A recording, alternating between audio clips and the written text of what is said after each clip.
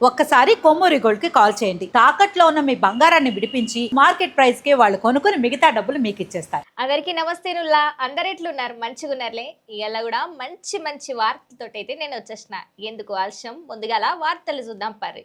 చాలా దినాల సంది ఎప్పుడెప్పుడా అని ఎదురు చూస్తున్న పబ్లిక్ కు సంబరపడే ముచ్చట.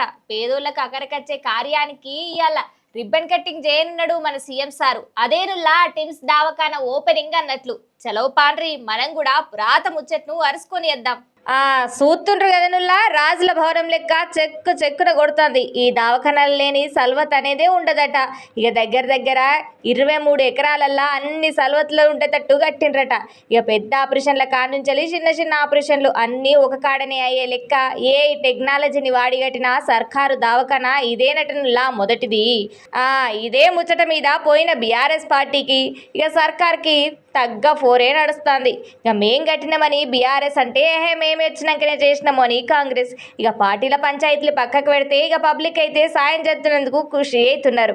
ఇక మొత్తం 37 వైద్య విభాగాలల్లో ప్రజలకు తక్లీఫ్ లేకుండా అన్ని సేవలను చేస్తారట. గుండె సంబంధించిన రోగాలకు, అవయవ మార్పిడి చికిత్సకు ప్రత్యేకంగా సెంటర్ ఆఫ్ ఎక్సలెన్స్ ని అభివృద్ధి చేసిండ్రట.